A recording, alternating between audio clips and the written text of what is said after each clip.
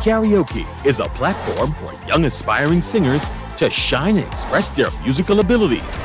Tune in to CBC TV8 on Mondays at 5:30 p.m. and repeat it on Saturdays at 2 p.m. and enjoy the performances of these talented young singers.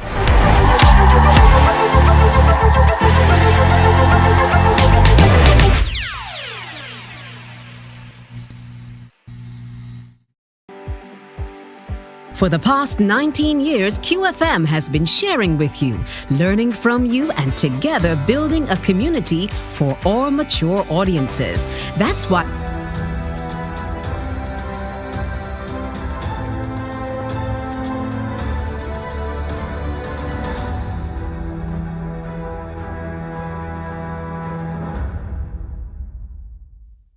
Good morning, I'm Wendy Burke, and this is the CBC Morning Report for Tuesday, January 2nd. In our top story, while the international experts are predicting slow growth for 2024, regional economist and Pro-Vice Chancellor of the Five Islands campus, Professor Justin Robinson, is optimistic about growth in local and regional economies. In an interview with Morning Report, he was optimistic about the prospects.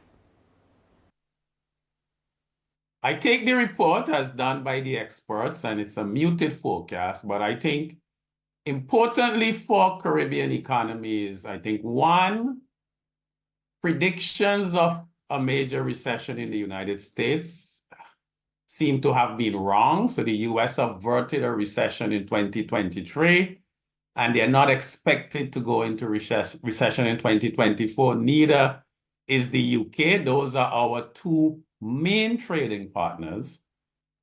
Secondly, inflation is slowing in the US and the UK, which means that their central banks are not likely to be increasing interest rates. If anything, interest rates might come down, and that was a major negative for Caribbean economies as it affected the interest rates on our foreign debt, as well as created a lot of negativity around economic growth in those major economies. And thirdly, I think, particularly for Barbados, I think a lot of our growth outcomes, in light of the fact that there isn't likely to be a recession in the US or UK, and with inflation coming down, unless there's another major external shock, I think whether our growth projections come true or not are largely up to us, whether we can execute on those capital projects that are critical to driving economic growth. The economist explained that the investment projects in Barbados are sizable, with a mix of government and private sector interests. There is a sizable amount of investment that is coming from the government side, and those are some well-known projects, as well as private projects in Barbados that as far as I'm aware, are not really dependent on these global factors. It's really about tongue and country planning, approvals, and getting other necessary approvals and actually driving the projects in Barbados. So I don't think those are really global factors. Now, the major global factor that could impact negatively on that might be some supply chain issues. We hear about some challenges in supply chains arising out of the war in the Middle East. So that might be the main negative. But as far as I'm aware, a lot of the major challenges to implementing projects has a lot to do with local issues, aside from the potential supply chain issues. Again, I think we have some control over that. He says while the international reports act as guiders, they tell a world picture, and the employment situation locally may differ to the global predictions. And remember, these reports are global averages, and the averages are dominated by what is happening in those advanced economies. Now, clearly, we depend on those economies, but the unemployment picture in Barbados has been positive for the last 2 years after the ravages of COVID-19. If my memory is correct, 2022, we were recording like 9.5% unemployment.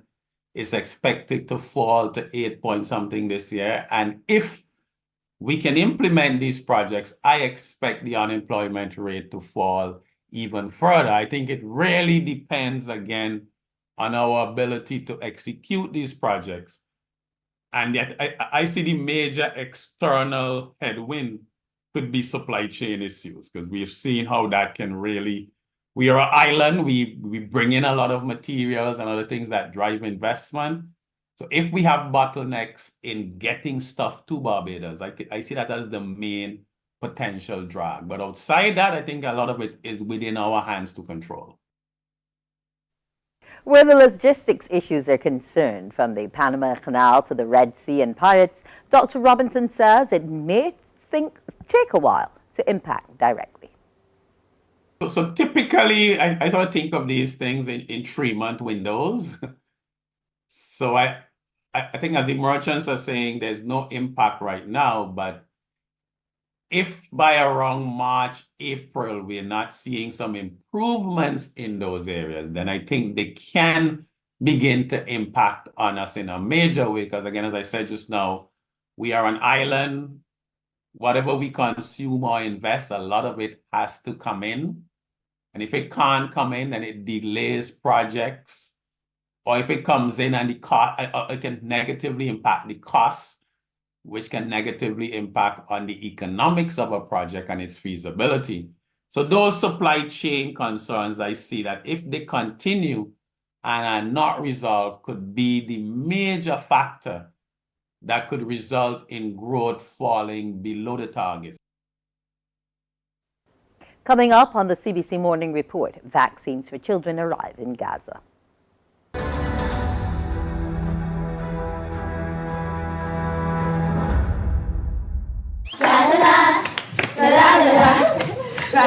Are you a youth group, 4-H club, school, Cub Scout or Brownie Pack, or any organization or club with children ages 4 to 11 years? If yes is the answer, then we at Fun School, we're looking for you.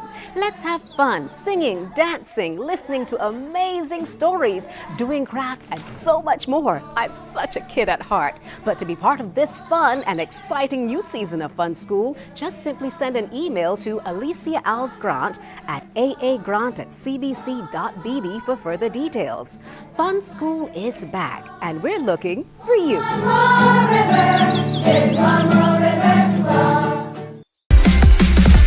While you go about your business, we go about our business, and that is gathering the news. Stay up to date at CBC News Barbados on Facebook, Instagram, and Twitter. Get news update on radio throughout the day. And join us for the CBC News Night at 7 every night. CBC News team is on the job and bringing you the news. There is a saying, you can find a Bajan anywhere. Are you a Bajan living abroad?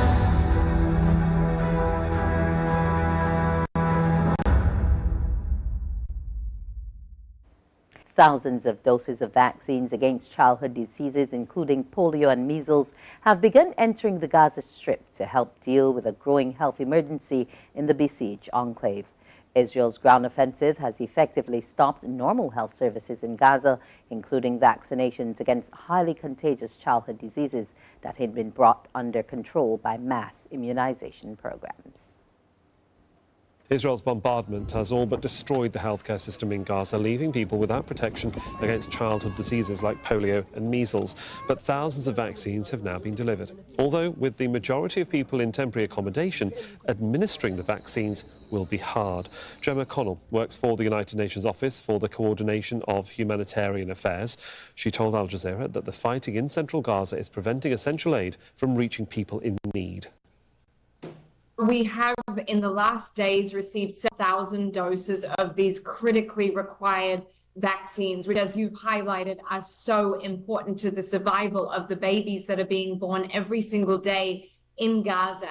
Now, the challenge is how we get those vaccines to every baby who needs it, because we have the babies being born here in Rafah, but we also have babies being born in Jabalia, is an area that is essentially besieged and cut off from the outside world. So the health workers, our experts from the United Nations, the health ministry here, and everyone else are now working on the planning to get these vaccines to all of the babies who need them. It varies quite significantly depending on the type of the medicine, depending on what needs to be done with it. But what I can say is it takes far too long. And what we need across the board in this response is the facilitation of much easier customs procedures. It's the facilitation of a much smoother process to get supplies in. And once we get things into Gaza, it's the ability to move freely. And now, as you have heard, with the conflict in the middle area that has erupted in a very significant way in these last days with the latest offensive, that has become even more difficult, especially for us to deliver, not just here in the south, but to the middle areas that are now actively under bombardment, and also through to the north. And so on top of that time delay that you have of bringing the supplies through, we also have the days that we face of just trying to get medicines out. We had a medical mission that was planned to go today to the north, and it was unable to go because we were told that the active fighting was too much for teams to be able to move through. Iran's Al-Borz warship has entered the Red Sea through the strategic Bab al-Mandeb Strait at a time of heightened tensions over the globally important waterway. According to the International Chamber of Shipping, 12% of global trade passes through the Red Sea, which provides a shortcut past Africa via the Suez Canal. The report comes a day after U.S. Navy helicopters fired on Houthi rebels attempting to board a cargo ship off Yemen, with the rebels reporting 10 fighters dead. Scenes like this are becoming increasingly frequent in the port of Djibouti. This U.S. missile-guided destroyer is refueling before embarking on its next mission in the Red Sea. It's here with the other U.S. naval vessels to counter Houthi attacks on commercial ships that have brought the maritime traffic here to a near standstill. We've seen the decrease in what we've been monitoring anywhere between 30 to about 40% of what the normal ship traffic is. Houthi attacks in the region have forced some of the world's largest shipping companies to suspend operations in the Red Sea. They have rerouted ships around the southern tip of Africa. 8.8 million of barrels of oil are passing through the Red Sea every month. So imagine how they're going to go. They have to go all the way around Africa, and the prices are increasing. And who's going to pay for that prices? You know, the end people, the customer are going to pay the prices. The U.S. has formed a multinational task force to deter Houthis from attacking commercial ships and to keep sea lanes open.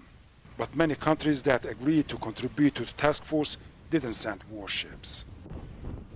Houthi attacks are intensifying, and the effectiveness of the coalition is being questioned. There's still a lot of unknown questions for the coalition, what their rules of engagement are, how many vessels are going to be a part of this, and how the whole entire coalition is going to work.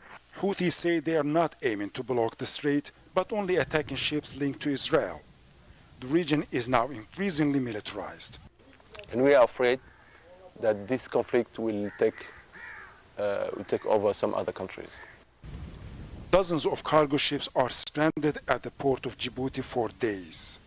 Many don't know when they will get security clearance to enter the Red Sea. This is the Bab al-Mandeb Strait, which separates the Arabian Peninsula from East Africa and connects the Gulf of Aden to the Red Sea. Yemen is just 29 kilometers from here. About 12% of global trade passes through this strait, and almost a third of all international container traffic.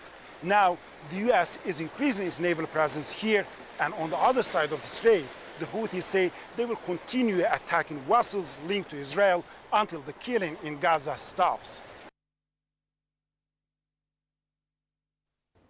Time to preview what's coming up on Morning Barbados. This morning, we will get to speak to a Barbadian who's currently living abroad, and she's in a musical. Yes, Shrek the Musical. She'll tell you all about her role that she performs and exactly why she's into singing. We will also have coming up a performance as well from her, so you can get to see exactly what she does in that show.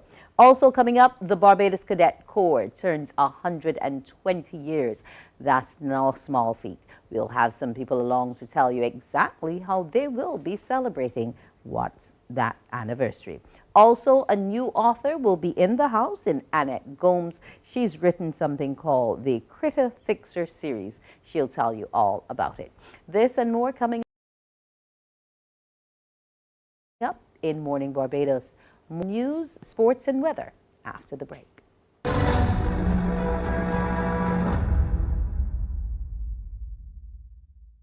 There is a saying, you can find a Bajan anywhere. Are you a Bajan living abroad? Or do you know of one who has migrated to another country? Well, we at Mornin Barbados would love to have you or them on our Bajan Afar segment. Share your amazing stories, experiences, and how you have adapted to a new culture. Send us an email to morninbarbados@cbc.vb. And together we will travel the world.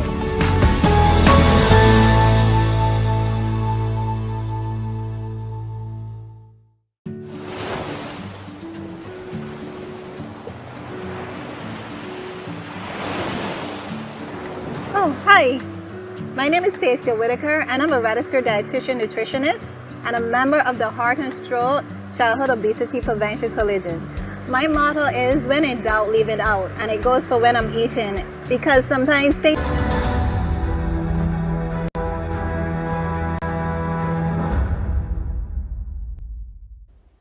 Local hoteliers are looking forward to the upcoming ICC Cricket World Cup in June this year, which is expected to give a major boost to the summer bookings 2024. Word of this from Chairman of the Barbados Hotel and Tourism Association, Renee Coppin.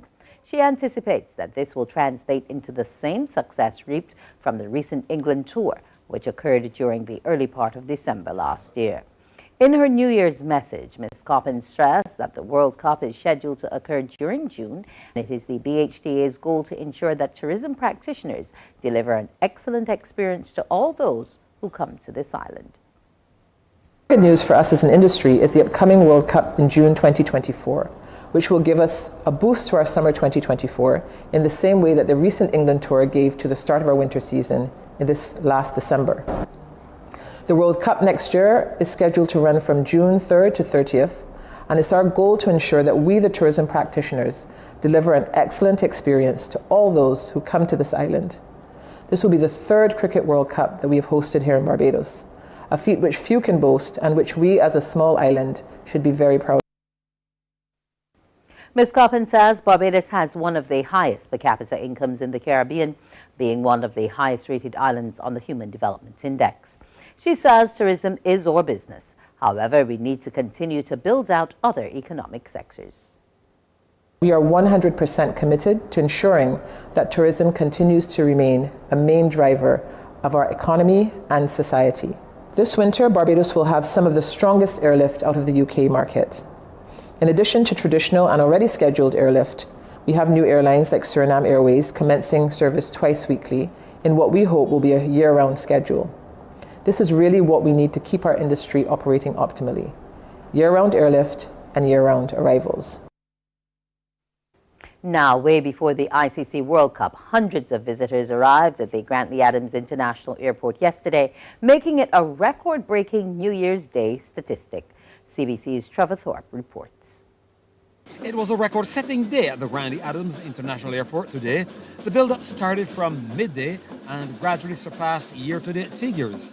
The airport's communications specialist, Charlene Brown, says air-to-sea arrivals, coupled with international travellers and regional visitors, making Barbados their destination of choice, drove up the numbers. It's the first day of the year 2024 here at the Grantley Adams International Airport, and we're happy to say that we are experiencing really good numbers into the country. This is a 20% increase in airlines into the country as opposed to last year during the same time. We have 12 international flights during our peak time and 4 air-to-seas. This is really indicative of what we've been saying all along, that tourism is growing, tourism is steady, and people are coming into the country. During the last 2 weeks, we've experienced very, very high numbers, and we're also happy to say that even during those high numbers, we have not compromised on safety and security, and progress is definitely being made at the Granny Adams International Airport. Today was also special for an arriving Barbadian, WestJet's First Officer Shane Jordan. In the company of Captain John Cooney on a 737 aircraft, they were responsible for bringing 159 visitors from Toronto. It was an amazing feeling. As a kid, I used to come to this airport all the time and watch the planes land, and just be at the controls today myself and landing a commercial airliner in Barbados. It's a dream come true, honestly. The first officer spoke about the requirements of the job and said he would be spending 3 days with family and friends before heading back to Toronto. He's the main guy in charge. We both fly the same, so he let me fly the leg down. So I was at the controls. I did the takeoff in Toronto. I did the landing here. So we usually switch each sector. So on the way back, he'll be the one flying, and I'll be on the radios and managing all the flight computers. Trevor Thorpe, CBC News. The new year didn't begin on a good note with thousands of people in Japan. A powerful earthquake struck central Japan, killing several people, destroying buildings, knocking out power to tens of thousands of homes, and prompting residents in some coastal areas to flee to higher ground. These are the moments a magnitude 7.6 earthquake struck western Japan. The ground shakes for nearly a minute. In the city of Wajima, near the epicenter of Ishikawa Prefecture, downed power lines sparked fires. But across Japan's western coast, there was another threat.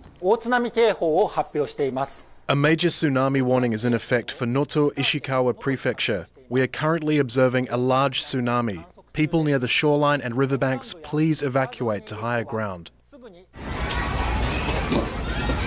Nearly 13 years after a tsunami and the most powerful earthquake ever recorded in Japan killed more than 20,000, people here are scared and run to hide. The whole room was shaking, the TV was shaking. I had to keep everything on the table. I did feel safe in my room though, but everything else was shaking. The impact of the quake leaves homes in ruins, roads fractured, and debris scattered across streets. That prompted concerns about the safety of nearby nuclear power plants, played down by Japan's nuclear watchdog. There are currently no reported irregularities with nuclear power plants. But the threat is not over. Seismologists are warning of possible aftershocks or another strong earthquake and say they could happen at any moment. Vape stores in Melbourne and Sydney in Australia say there is widespread confusion over how and when they will be affected by the federal government's ban on importing disposable single-use vapes. The ban came into effect on January 1st. It means that while imported disposable vapes will no longer be cleared for entry to Australia, regardless of when they were ordered, stores can legally sell products already on the shelf until the stocks run out. Vaping was sold to the public as a tool to help smokers give up their addiction. The medical industry says that's rubbish and has welcomed a federal government decision to ban the import of disposable single-use vapes into Australia. Vaping that's happening in this country is hurting people, hurting the environment, and it's just a terrible thing hooking in new generations. So all these measures, I hope countries around the world will look at what's happening in here and see it as a model for helping and protecting people in their own countries. Vaping in Australia is limited to those who have a prescription, and vapes required for medical reasons are available at chemists and pharmacies. Despite these restrictions, the uptake of e-cigarettes is still on the increase. A study by Australia's Cancer Council found 9 out of 10 teenagers had vaped. We've seen retailers flout the laws and sell these products to young people. So these rules are fundamentally necessary, and we are certainly keeping a watching brief on whether we do see, in fact, a reduced use and access of these products by young people next year. It's with that in mind the federal government is targeting a thriving black market, with flavoured disposable vapes imported from China being sold illegally through convenience stores. As well as banning the imports of disposable vapes, The federal government plans to introduce legislation to prevent local manufacturing and advertising.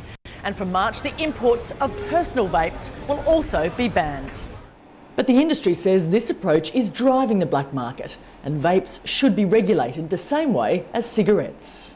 Right now you just have a rampant black market. 90% of vapers are accessing products that have no product standards under the table and buying them through crime syndicates. And we're just saying you can tax and regulate better products that consumers can access. That argument has fallen on deaf ears, with Australia now legislating some of the toughest nicotine controls in the world.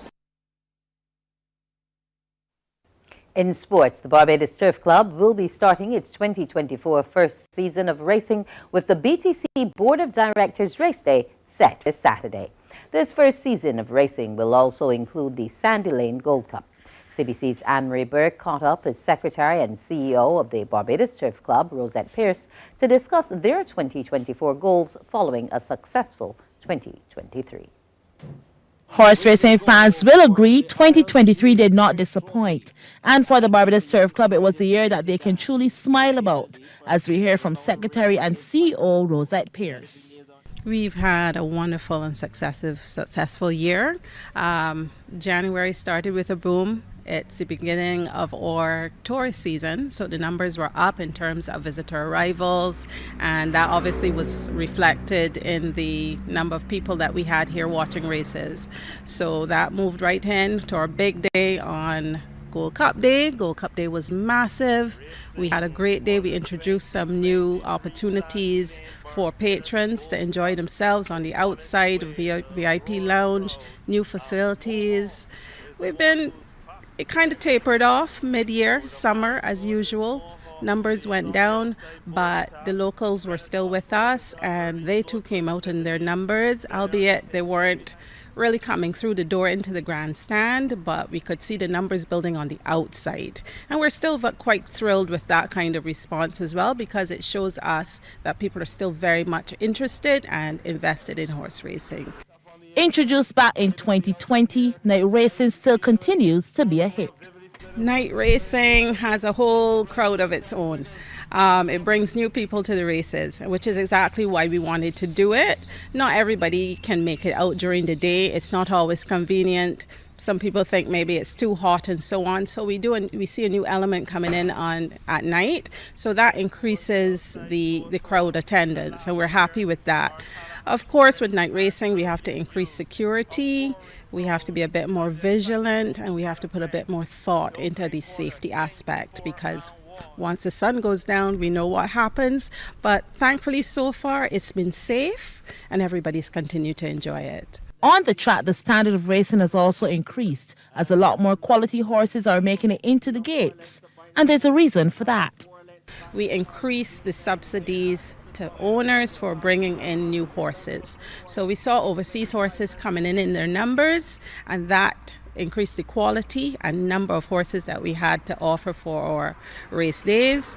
And I think owners too are happy to see that the Turf Club is investing more in the product, and they're seeing returns. New sponsors, improved facilities, including a new sky deck and sponsors lounge, has been part of some of the infrastructural improvements for 2023. And this is a preamble to the plans for 2024. We're continuing to develop the facilities here. The Turf Club is over 100 years old, very dated. We're not in the modern era as yet in terms of what we offered for facilities. So that's the big plan for 2024. We started it in 2023. We'll continue into 2024-25. And hopefully by 2025, you guys are going to be amazed at what we've done. The curtain came down on the 2023 season of the Boxing Day race day, and the curtain will raise on 2024 in a few days' time, with the New Year's race day set for January the 6th. Time now to find out what the weather picture looks like. The barometric pressure is 1012.6 millibars, the air temperature at 25.4 degrees Celsius. Humidity stands at 89%, and the wind direction is from the north at 22 kilometers per hour. It's presently partly cloudy. The seas are smooth to moderate in open water, with swells ranging from 1 to 1.5 meters and increasing. The tides, the first high tide will be at 8:17 a.m. and the second at 8:01 p.m. The first low tide will be at 1:40 a.m. and the second low tide at 1:58 p.m. In Barbados today, there's expected to be a mix of sunshine and clouds with the occasional brief scattered light showers. Tonight should be a mix of clear skies and clouds with intermittent scattered light showers.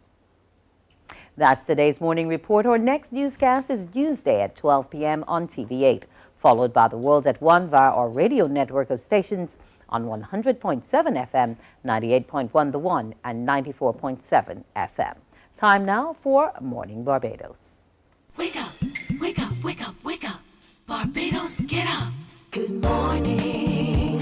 Good morning, Barbados. Good morning. Good morning to you. Good morning. Morning, morning, morning. Good morning to you. Good morning. Morning, Barbados. Good morning. Good morning to you. Good morning. Morning, Barbados. Good morning. Wake up, wake up, wake up. Morning to you. And a good morning to you and welcome to the year 2024. Yes, it's already January 2nd. Happy New Year to all of you from us here at Morning Barbados. We had quite a time over the holidays. We would have been off just for a few days, but we missed you all. And you know, it is so uncanny when you realize how many people actually tune into the show from so many different parts of the world. Yes, there are lots of people out there, thanks to YouTube now, who are actually watching CBC's Morning Barbados. And we say good morning to you and a happy new year. I want to say a special good morning to Mr. Adil and Pauline Hudson. They're in Barbados. They were telling me they enjoy the show immensely. So I want to say a pleasant good morning to you both. Enjoy your time here and do get back to the U.S. safely.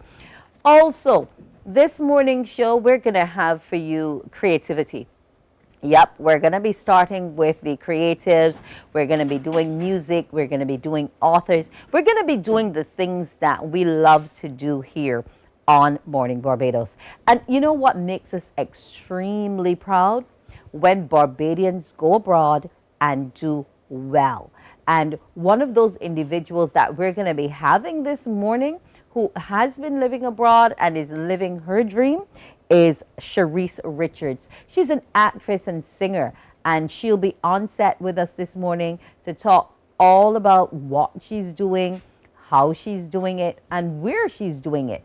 Because I don't think this is any small feat that Sharice is engaging in right now, because we always talk about music, and we'll just watch her sing this Hallelujah, a difficult song, but she manages it well.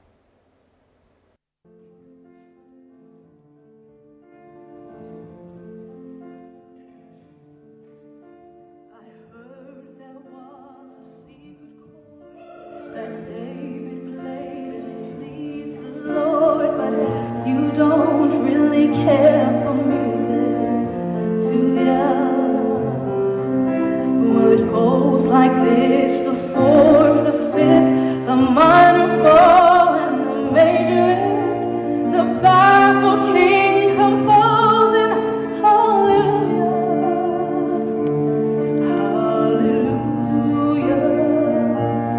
hallelujah, hallelujah, hallelujah.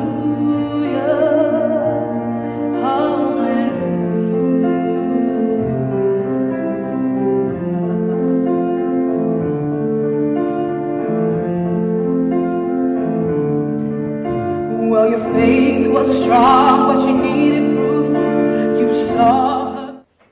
And that performance was in Guildford, where Sharice was at her drama school. Welcome to you, Sharice Richards. Hello, Happy New Year to everyone. Yes, Happy New Year to you too. And you are quite a happy individual. Now, Sharice is on her musical journey. Young. Yes. Yes, she is, but she is doing what she wants to do and is enjoying doing.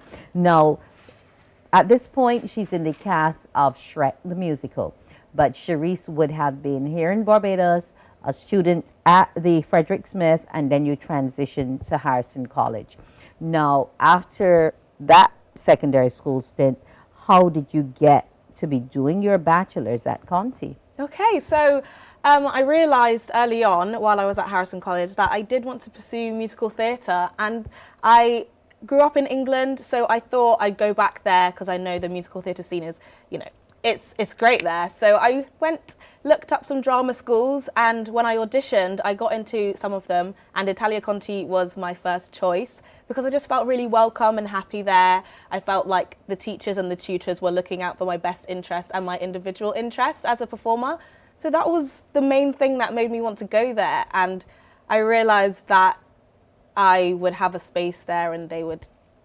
Okay, you know. So everything's complete now where the studies are concerned. Yes, so I graduated last year now, 2023 in July, and it was actually my graduation day on the first day of Shrek the Musical, so I didn't end up going to graduation the day. I went to the grad ball, which was nice, and I still got my certificates and things like that, which was amazing because I've got a bachelor's degree, which is great. So congrats to you. Thank you. And I'm sure it was a lot more fun to know that you'll be doing something to make money and that degree is already kicking in and working for you. Yes, I mean, even before I completely graduated from the degree, in my third term of my third year, I was able to have the opportunity to be the understudy of the lead in a musical called Once on This Island.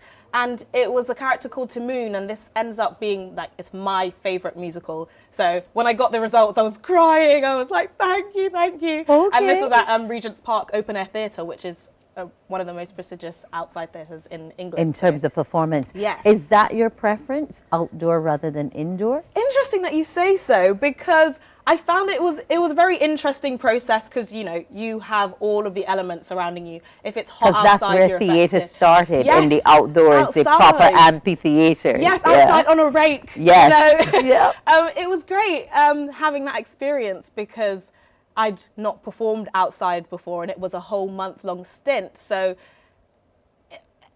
all the factors came in. If it rained, you know, everyone was in the rain watching the show. If it was sunny and hot, you know, you're scorching outside. Yes, it was a very good experience. So after that, we're now on to Shrek the Musical. How did you get there, and what's your character in Shrek?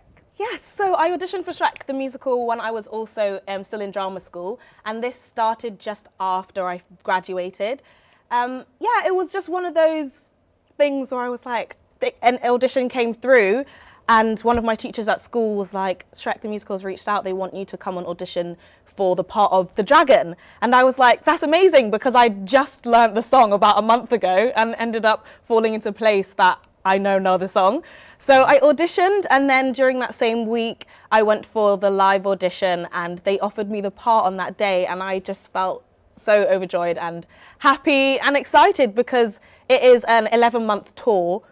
So we're touring weekly. So for every week we'll be in different places. So Glasgow, Edinburgh, London, wherever we might be, it's a weekly tour. So in terms of moving from week to week to week, how have you been maintaining yourself, your voice? Because while people see the glamour of it all, the back end isn't always the easiest. It's not always the easiest. I can't even lie about that, honestly.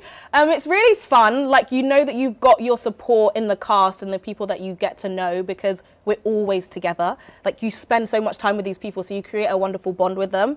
But you also kind of sometimes can miss out on spending time with your friends and family that, of course, you know from before. The good thing about the touring weekly is that you get to see so much of the UK and Ireland. So there are places that I've been to that I would never have thought I would set foot in. And these people are coming to see me perform and enjoying it. And they come to stage door and they're like, can I get your signatures? Can we get a picture? It's just really nice. So there are great elements of that. And weekly touring can also be a little bit tiring just because we're traveling on our own. Like, it's not like a tour bus we go around, but it's really fun. We get breaks. So good. Okay, now, you would have won a competition here. Yes. Which started your foray into this whole thing as Yes. far back as 2015, Richard Stout. Yes. He's now passed, God Yeah. rest his soul. Yeah. But was that for you one of the catalysts, knowing that this was the sphere you wanted to enter as a profession? I mean, 100%. I started in the Richard Stout when I was about 13, and Richard had such a good influence on me believing in myself as a performer and seeing the singing and what progress I can make, and hearing him give me songs and be like, this will suit your voice. And it's just like knowing what will suit your voice, what you can do, how you can progress if you need extra vocal coaching, which I did end up having extra vocal coaching in 2014 with Marissa Lindsay. Okay. I owe her so much as well. She's an amazing singing teacher. Yes, she and is. yeah, Richard really had a lot to do with the progression of my path. Now, that's your path, but for others who want to be on it, what would your advice be to them, especially if they're interested in musicals? Barbados doesn't do as many musicals. Yeah. You know, there are people who talk about wanting to go on Broadway, but if you were to say, suppose I wanted to change career midstream Yes. and get into that space, how would you direct me? Well, I think that the first thing to do is groundwork. So if you know that you have a passion for singing or performing or acting, dancing, start training from here, because there are so many opportunities here for training and for vocal coaching, and the majority of the development, the groundwork of my development I did here. And there are a lot of people who are going to be encouraging you and putting in like good, valuable work, knowing that that you have people that know you and can help you develop in the area that you want to. Okay. I'd say if you like dancing, start stretching, because it's always good to be limber and well. Steaming, vocal steaming is a big part of vocal health for me. I usually use, it's like called a Dr. Nelson, and you can basically vocal steam, so it works through your vocal cords to hydrate you. Or you could get a nebulizer. What else? There are so many little tricks, but keeping on top of your practice, making sure that you know what you're passionate about and going after that. And you like to practice. I love to practice. Oh my gosh, when I lived here, everybody knew when I was home, when I was in the country, because I would be singing all the way, you can hear all the way down the street. That's great, but you have to take care of that voice. 100%. Now, what are the other plans when the musical comes to an end? Do you already have your next gig lined up? Are you looking to perhaps study and look to coach others? What else is going to be happening for Cherise? So at the end of this tour in May, we're going into London with the same musical, but it will be like our London stint at the London Hammersmith Apollo. And that's for 6 weeks. And then after that, I mean, we're in the process of doing more auditions. And I also write songs and sing a lot. So I'd love to start recording more songs and stuff like that. I recorded my first single while I was here. It's called Blue Skies. And there are just I've got loads of songs written. I'd love to just keep going and be the singer and performer that I know that I'd love to be. Well, let's show people exactly what kind of singer and performer you are now. Baby,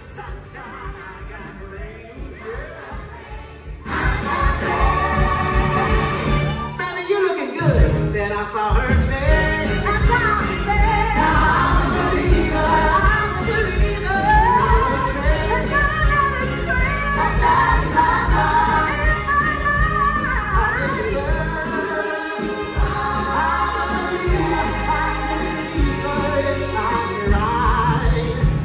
Then I saw her face.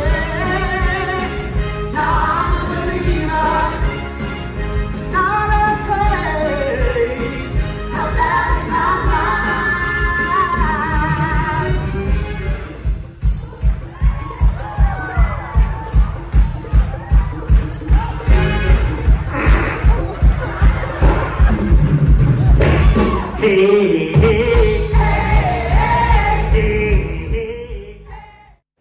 Charisse is the one who was in the pink. She plays the part of the dragon.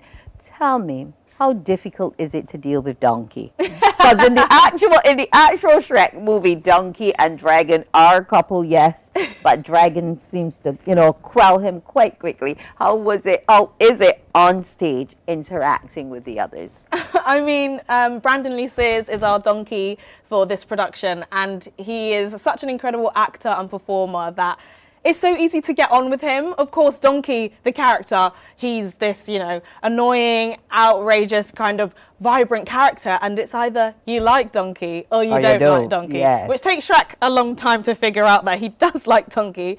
But for me, it's great because I am this authoritative character, and I'm just like, well, I sing a song called Forever in the show, and it's basically telling Donkey that he'd stay with her because everyone always wants to rescue Princess Fiona, but nobody wants to rescue the dragon, and she really just wants to be loved. So in that sense, Donkey is pretty afraid of her. But I'm great. I'm like, Donkey, you're going to stay with me because I kind of like you. And by the end of it, we are this wonderful force. As you just saw, we're then performing together at the end.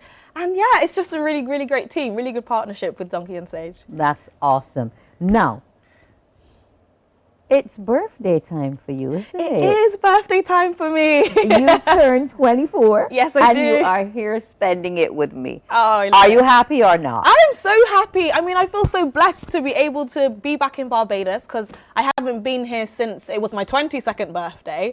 So I'm just loving the sunshine, loving in here. It's very warm. I'm blessed. I'm happy.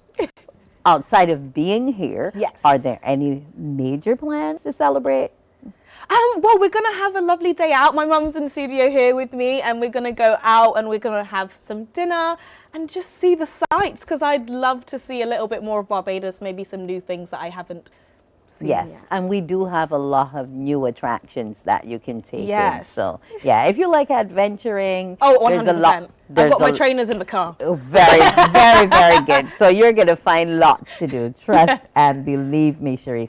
Now, you spoke about the interaction with the cast and Donkey and the part, and you spoke to the figure that you're playing now being an authoritative one. But do you find that you lend well to all roles, especially where you are in the minority position as opposed to a larger than life position, which Dragon is?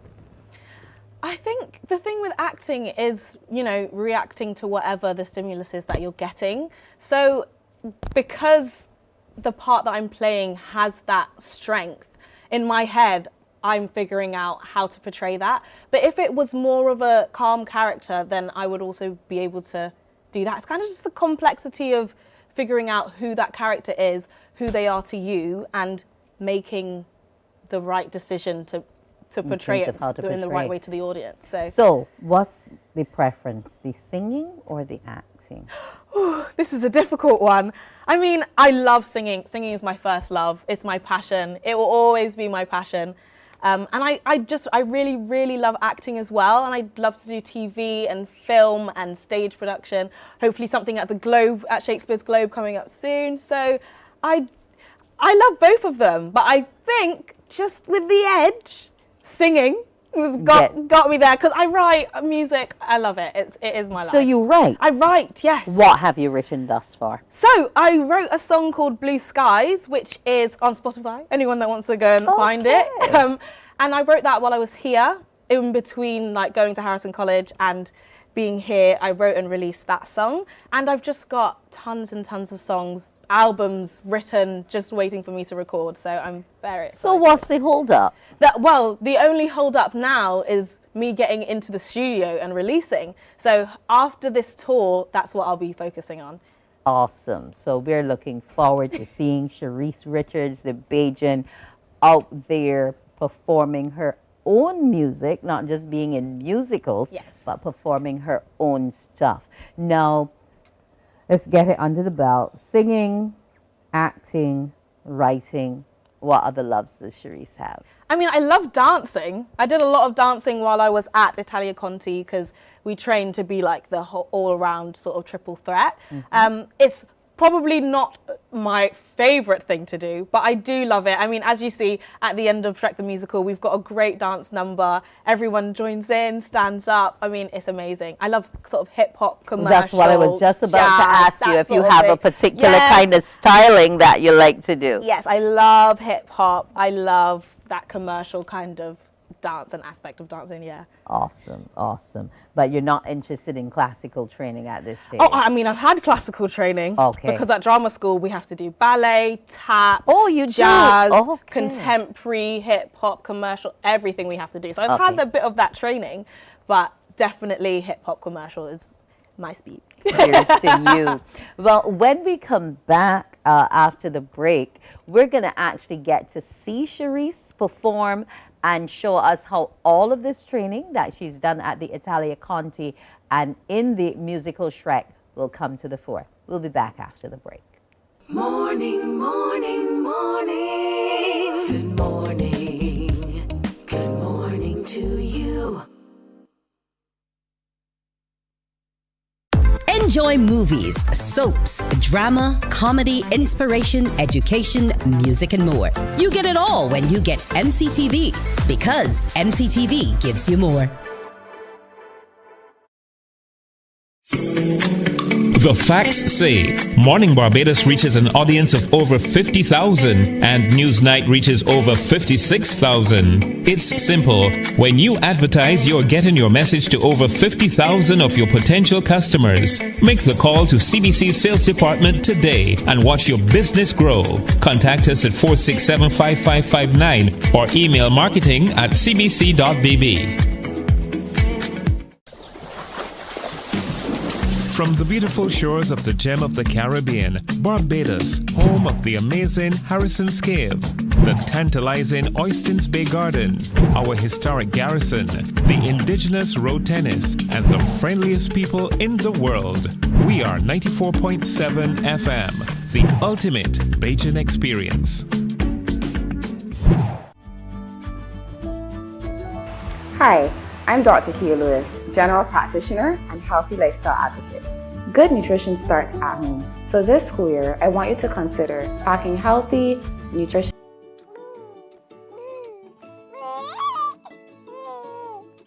I'm Anne St. John, a consultant pediatrician. When packing healthy lunch boxes, do include a fruit, which includes a banana, apple, orange, or grapes to supply fiber. Aim for low-calorie packaged snacks without the mention of flour or sugar amongst the four ingredients on the back label. 1 in 3 children in Barbados is affected by overweight or obesity. Let us join together as parents and care providers to reduce the further development of this chronic non-communicable disease within our communities.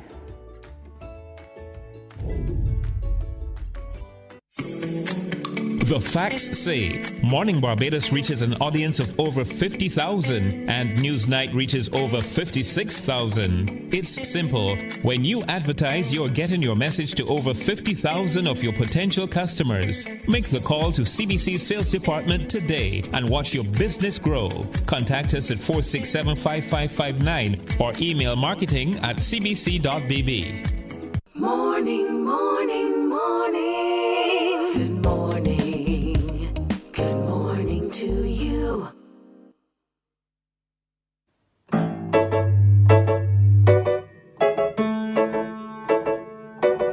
A stranger in white in a car going somewhere, going far. How it must feel to go racing wherever you please, flying as free as a bird with his tail in the breeze. Even the fish in the sea must be longing to fly, catching a glimpse of a stranger in white racing by. Oh gods, are you there? What can I do to get you to look down and give in? Oh gods, hear my prayer. I'm here in the field with my feet on the ground and my feet in the air, waiting for life to begin. Mama's contented and Tonton accepts what he gets. Happy for tea in their cups and no whores in their nets. Happy to have what they have and to stay where they are. They never even look up at the sound of a car. A stranger racing down the beach, racing to places I was meant to reach. My stranger, one day you'll arrive. Your car will stop and in I'll up and off we'll drive. We'll drive.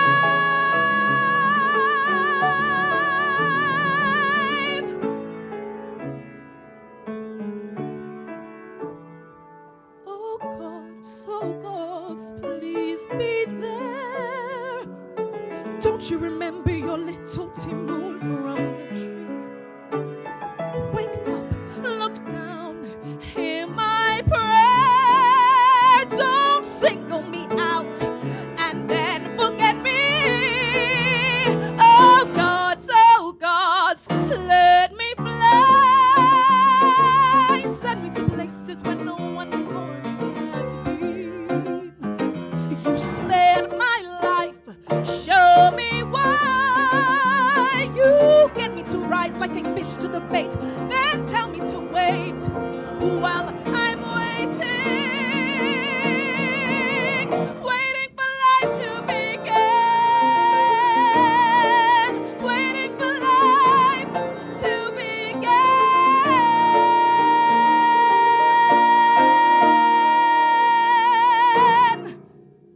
Morning, morning, morning. Good morning. Good morning to you.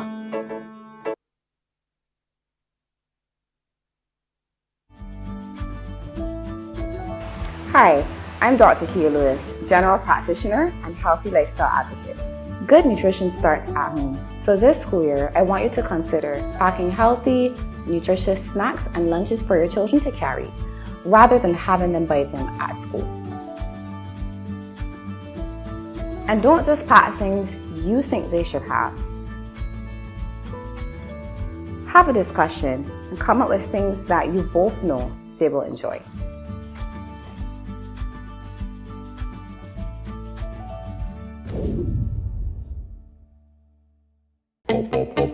We enjoy a game of dominoes and singing karaoke. I just love cruise. When you love me just a little bit longer. You get to relax and have a drink and listen to some nice music. It's something different. It's spectacular. It's fabulous. You know, it's a different feeling altogether. I never feel so good in a party yet. Follow me to Q in the Community this Thursday. You know why? My friend, you don't plan to get it. Morning, morning, morning. Good morning. Good morning to you. And we're back with the morning news recap. While the international experts are predicting slow growth for 2024, regional economist and pro-vice chancellor of the Five Islands campus, Professor Justin Robinson, is optimistic about growth in local and regional economies. In an interview with the Morning Report, he was optimistic about the prospects. I take the report as done by the experts, and it's a muted forecast, but I think importantly for Caribbean economies, I think one, predictions of a major recession in the United States seem to have been wrong. So the US averted a recession in 2023, and they're not expected to go into recession in 2024. Neither is the UK. Those are our two main trading partners. Secondly, inflation is slowing in the US and the UK, which means that their central banks are not likely to be increasing interest rates. If anything, interest rates might come down, and that was a major negative for Caribbean economies as it affected the interest rates on our foreign debt, as well as created a lot of negativity around economic growth in those major economies. And thirdly, I think, particularly for Barbados, I think a lot of our growth outcomes, in light of the fact that there isn't likely to be a recession in the US or UK, and with inflation coming down, unless there's another major external shock, I think whether our growth projections come true or not are largely up to us, whether we can execute on those capital projects that are critical to driving economic growth. Thomas explained that the investment projects in Barbados are sizable with a mix of government and private sector interests. There is a sizable amount of investment that is coming from the government side, and those are some well-known projects, as well as private projects in Barbados that as far as I'm aware, are not really dependent on these global factors.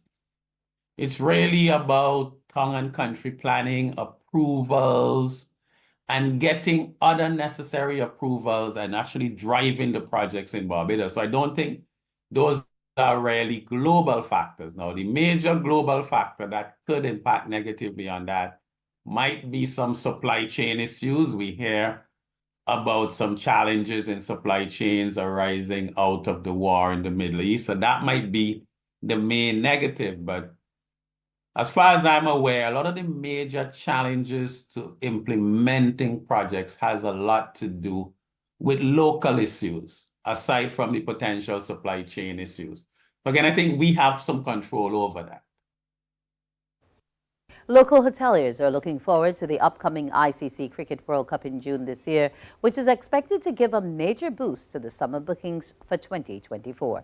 Word of this from Chairman of the Barbados Hotel and Tourism Association, Renee Coppin. She anticipates that this will translate into the same success reaped from the recent England tour, which occurred during the early part of December last year. In her New Year's message, Ms. Coppin stressed that the World Cup is scheduled to occur during June, and it is the BHTA's goal to ensure that tourism practitioners deliver an excellent experience to all those who come to the island. Good news for us as an industry is the upcoming World Cup in June 2024, which will give us a boost to our summer 2024 in the same way that the recent England tour gave to the start of our winter season in this last December. The World Cup next year is scheduled to run from June 3rd to 30th, and it's our goal to ensure that we, the tourism practitioners, deliver an excellent experience to all those who come to this island. This will be the third Cricket World Cup that we have hosted here in Barbados, a feat which few can boast and which we as a small island should be very proud of. Now, way before the ICC World Cup, hundreds of visitors arrived at the Grantley Adams International Airport yesterday, making it a record-breaking New Year's Day statistic. CBC's Trevor Thorpe reports. We are 100% committed to ensuring that tourism continues to remain a main driver of our economy and society. This winter, Barbados will have some of the strongest airlift out of the UK market.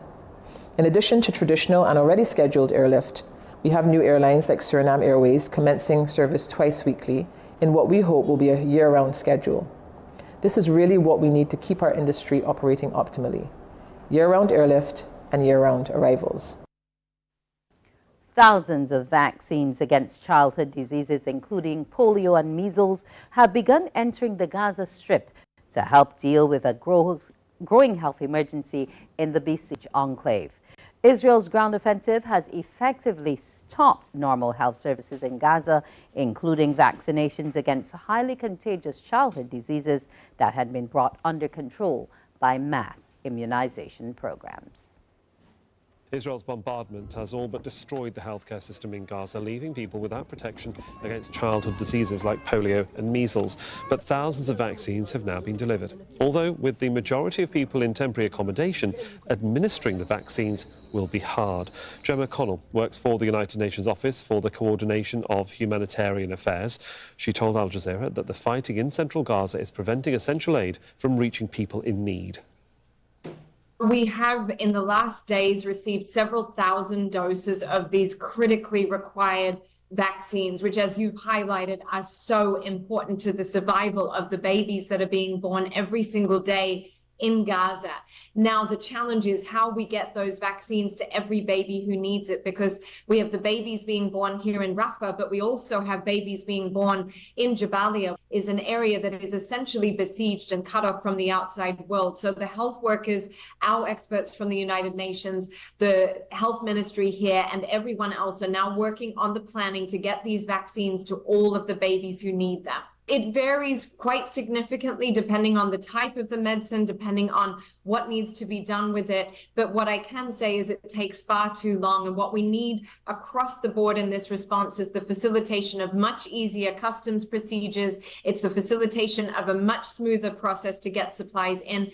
And once we get things into Gaza, it's the ability to move freely. And now, as you have heard, with the conflict in the middle area that has erupted in a very significant way in these last days with the latest offensive, that has become even more difficult, especially for us to deliver, not just here in the south, but to the middle areas that are now actively under bombardment, and also through to the north. And so on top of that time delay that you have of bringing the supplies through, we also have the days that we face of just trying to get medicines out. We had a medical mission that was planned to go today to the north, and it was unable to go because we were told that the active fighting was too much for the teams to be able to move through.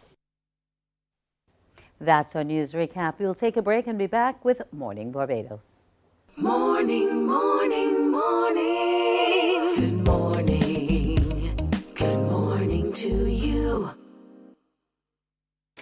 My friend, you don't plan to get it? Oh, Barbados.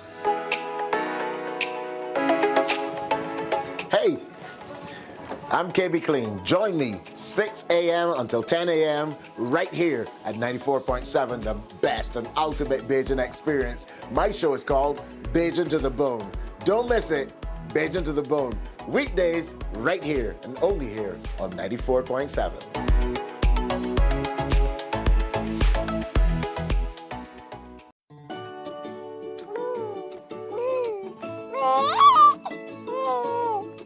I'm Anne St. John, a consultant pediatrician.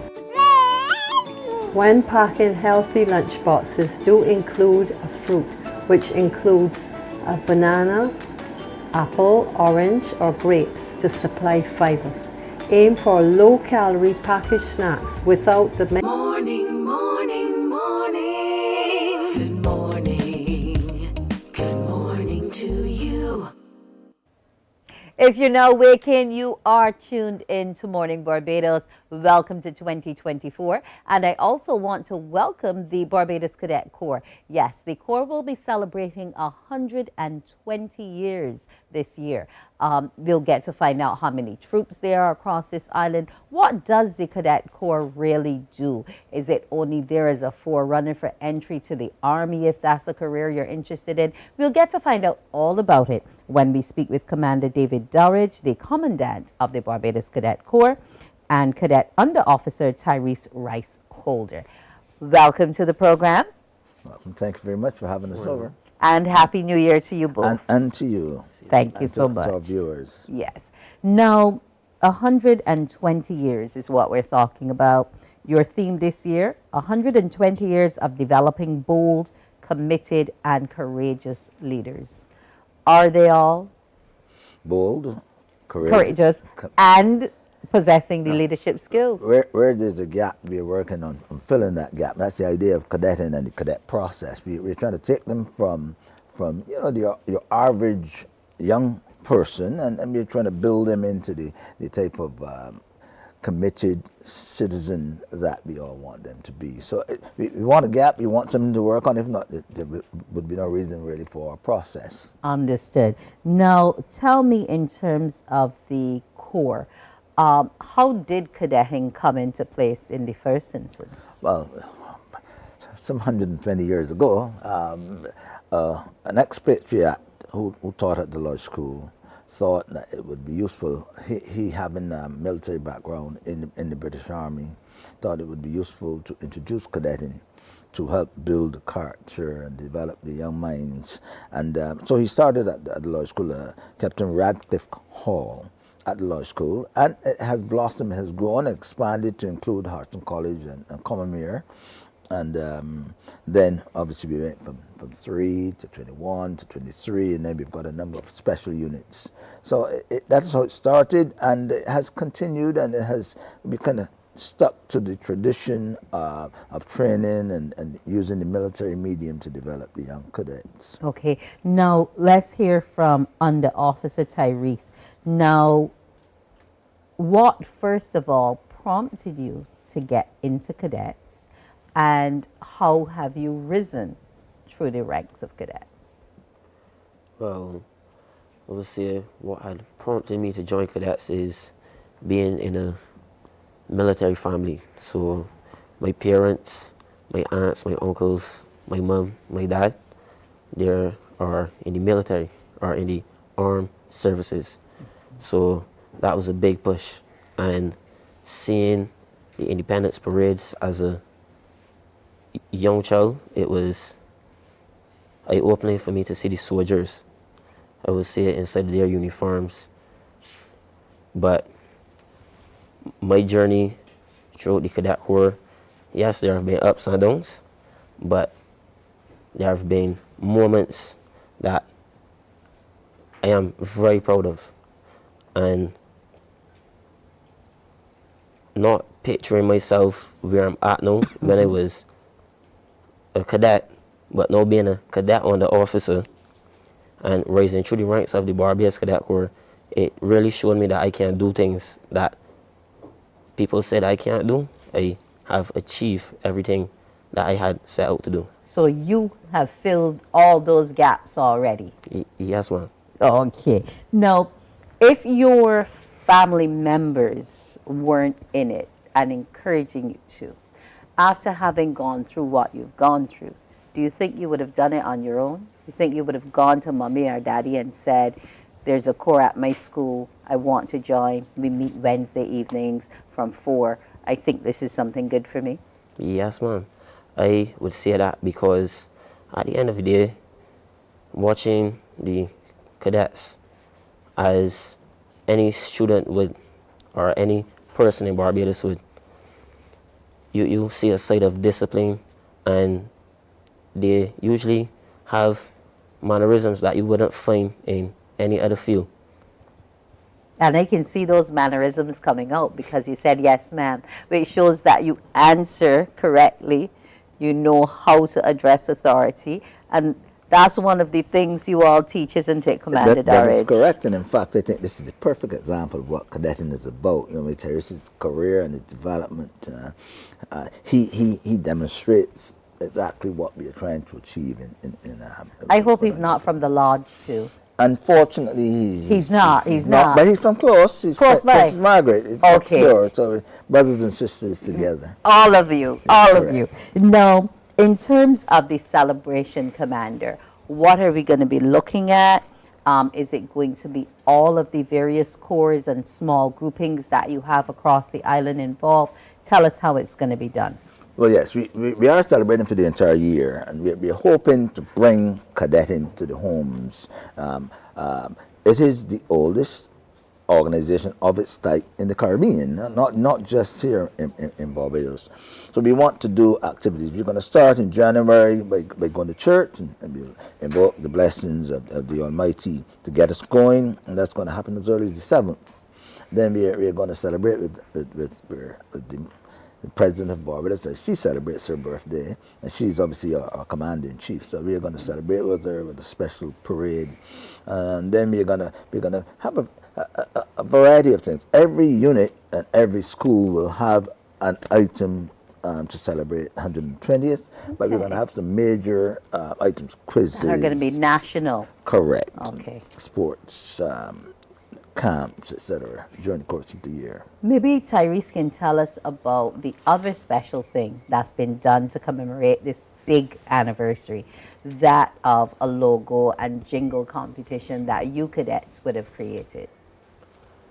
Yes, ma'am. When you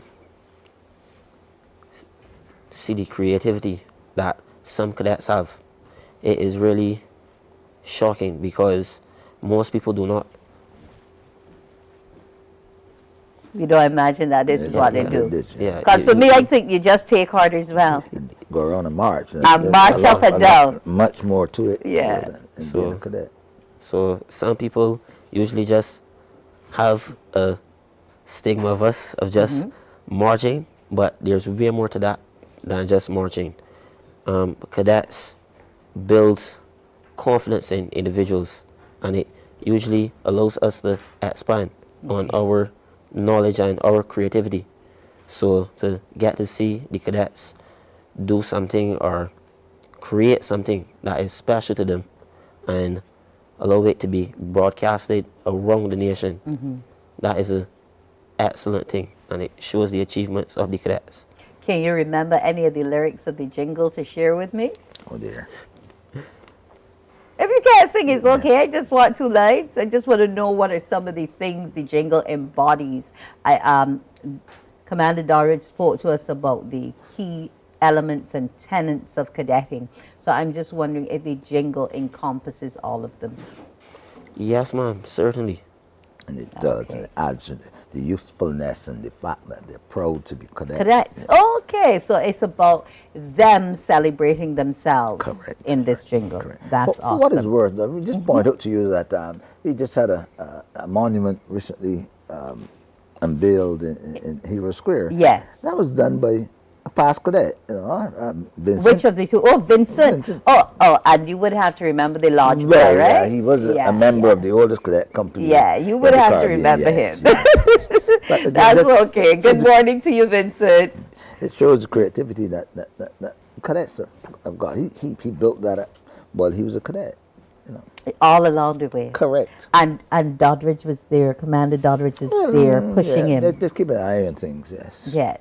You've kept an eye on many over the years. Yes. Have you ever counted to remember how many cadets would have passed through your hands? No, I haven't counted, but every day I run into someone or read a story on the internet or something about someone.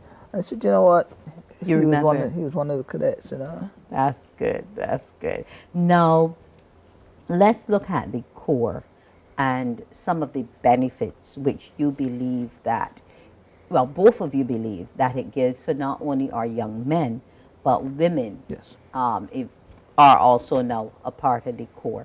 What for you all are some of the main things that you're seeing, and how can some of that be translated into our wider society so that some of the deviance and negative behaviors that we have can actually be stamped out? Well, a picture of a cadet, let's say in modern day Barbados, you can tell the difference in conduct and behavior in dress, etc. And I think that is an important picture to share with the nation. A cadet, emphasis on truth and honesty, loyalty, commitment to flag, commitment to country. Those are the types of things that are the tenets that we build into our programs, and fortunately the product, the cadet, reflects just that. Now we need to take that and expand, because I think we are capturing 1,100 cadets right now, and we really, and in fact the Prime Minister has indicated that she would like to see 4,000. So we really It's want only to expand. 1,100 at this point. 1,100. That's Okay. COVID. Across all the schools and so on. COVID, we slipped for obvious reasons. Where we weren't active, we went down to as low as 200, high 200s, but now we're back up to over 1,000, and we hope to get to 1,500 by the end of this 120th, and hopefully we'll meet the last two goals. That's just an additional 400. I'm sure you want to go further. The recruiting process for this year, because cadetting requires adult supervision, obviously, and therefore we've got to bring the adults along with the young cadets to oversee their activities. Okay. Now we talk about bringing cadets along.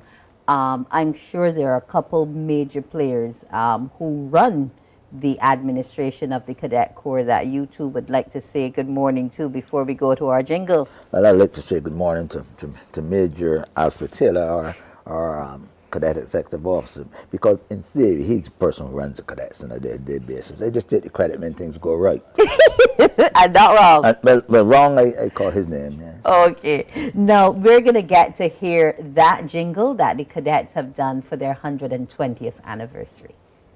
The Barbados Cadet Corps, building the nation since 1904.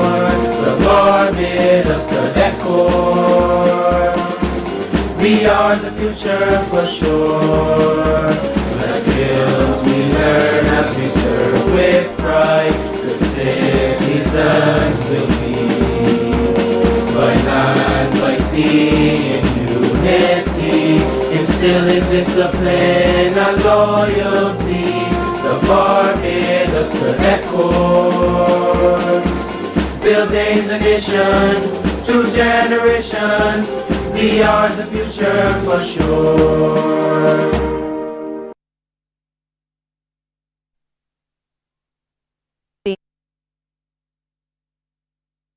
About is these different colors. Explain them to me, Tyrese, because I thought the cadet uniform was just this khaki that you wear. But there I'm seeing you all in parade, some in white, some in a lovely blue and yellow, reflecting our national colors. Tell me about the various uniforms and their purposes.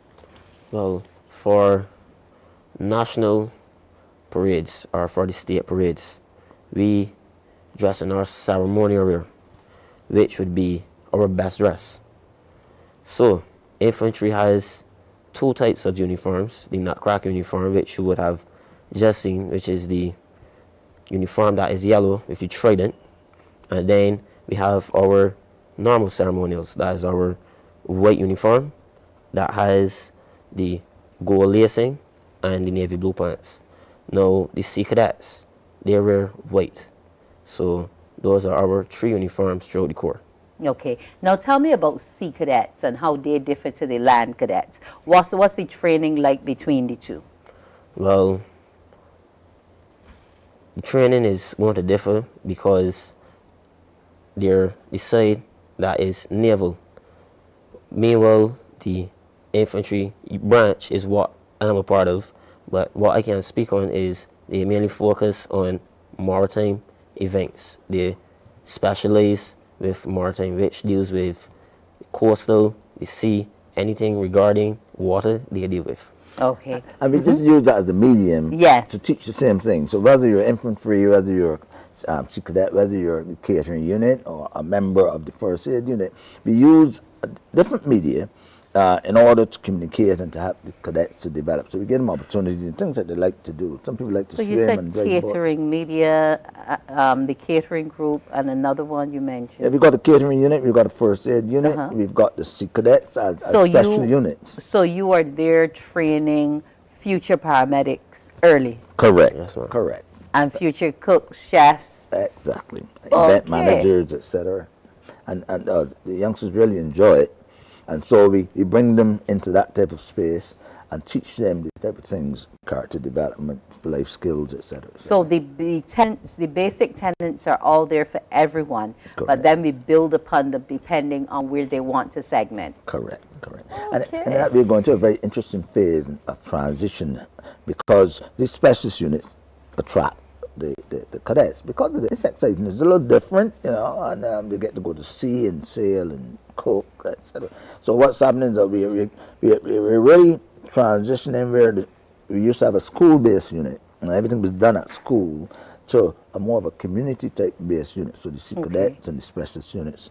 So if my school does not have a unit and I want to get into one of these special groupings, how do I get to that? Do I have to call headquarters direct? How do I get in? You'll still do it through your school, but you indicate to your school that, look, I would like to be, we will do recruiting. Everybody does the same basic recruit training. I would like to go to the sea cadets. I would like to go to the band unit. That's another specialist unit.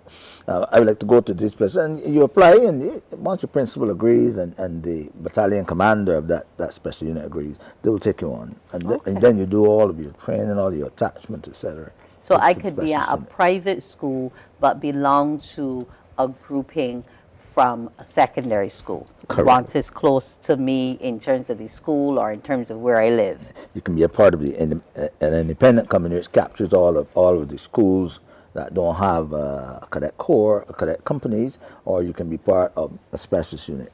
And there's a youngster from a private school who expressed an interest, and in fact he's a sergeant now. Okay. And his school doesn't have a cadet corps. But he's shown that despite that he can rise in the ranks. Correct. What are the ranks, Cyrus? Well, the ranks start with the most junior rank being a cadet, equivalent to private. From there, you go up to the rank of Lance Corporal, first rank you can get. From there, you get Corporal, Sergeant, Staff Sergeant, or Color.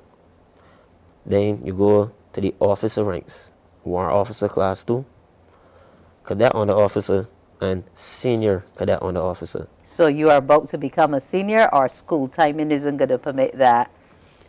How much longer do you have in school? Well, this is my last year in school. Okay, so it's to do it this year or just come out as under officer and not senior? Well, the plan is to go as high as possible. Okay. So the aim is cadet senior under officer. And opportunities will be available during the course of the year for that. But he did, because he's biased, talked only of the infantry ranks. Yes. Able-bodied seaman is the equivalent of a lance corporal, leading seaman, petty officer, chief petty officer, master chief, petty officer, and ensign. That's the naval equivalent. Now, just remind us what the first two events are for this 120th, so we as Barbadians can come celebrate with you. We're going to church. Church service will be held at the gymnasium on the 7th of January. Then we're going to join with the president and enjoy her birthday on the 17th. With a parade at State House on the 17th. So those are the first two events. Okay. Well, we want to thank Commander Dorridge and young Tyrese for coming this morning and telling us all about what will be happening for the 120th anniversary of the Barbados Cadet Corps. When we come back after the break, you'll be getting to hear from one of our local authors. The Barbados Cadet Corps, building the nation since 1904. The Barbados Cadet Corps, we are the future for sure. The skills we learn as we serve with pride, good citizens will be. By land, by sea, in unity, instilling discipline and loyalty. The Barbados Cadet Corps, building the nation through generations. We are the future for sure. Morning, morning, morning. Good morning. Good morning to you.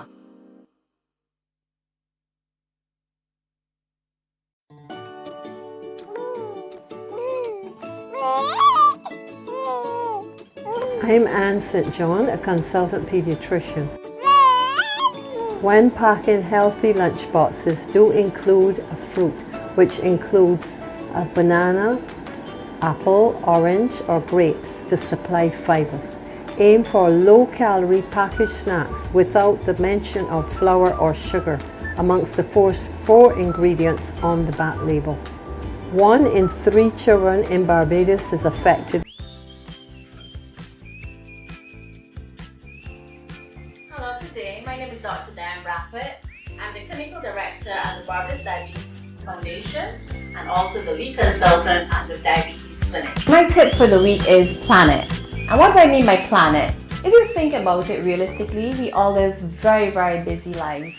And if you take the time to plan your meals and nutrition over the coming week, you'll find that you'll actually eat healthier meals, spend less money, and they'll probably actually taste a lot better.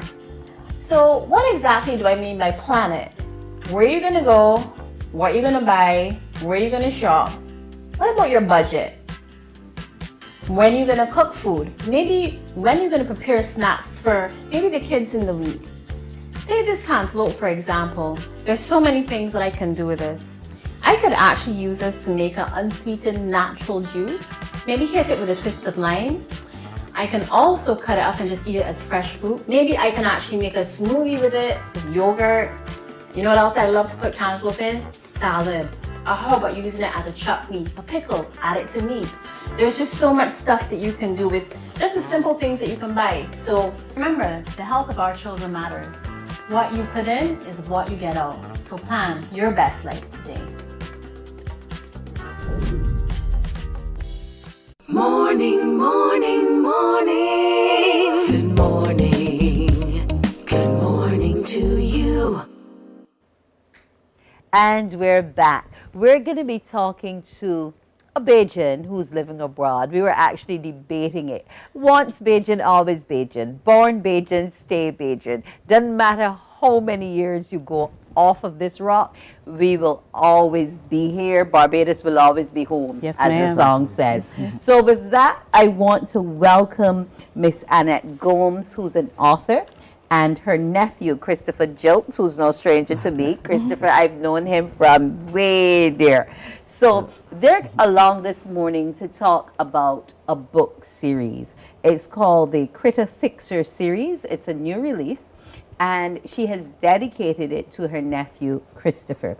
Now, what we're going to be looking at in terms of the text is the fact that we as individuals, we all look different, but really and truly, we're all the same. And it's going to be something that looks at how we can overcome. And as Barbadians, you know, we have a resilience. There's not much that keeps us back.